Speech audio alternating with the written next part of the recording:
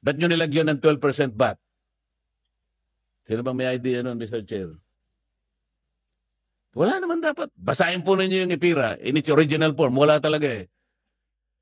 Bigla na lang nagkaroon ng 6% VAT pagkatapos binigyan na naman ng another 6%. Kaya, tanggalin natin yon. And then we will present a study na kapag ginawa natin yon, ang ating manufacturing sector talagang lalaki. Ito po yung problema. Bagsak po ang manufacturing natin. It is not contributing significantly to our economy. Ang ating pong GDP is consumption-driven. Dapat production-driven. Imagine po niyo yung ating cement industry, Mr. Marasigan, Yusek Marasigan. 70% ng production cost is electricity, power.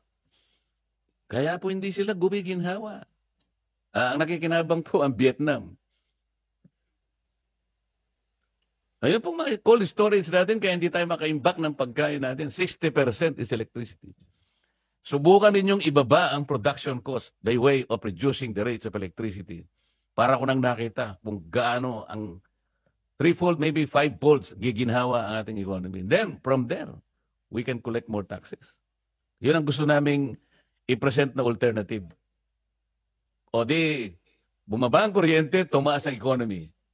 Dapat yun ang aralin natin.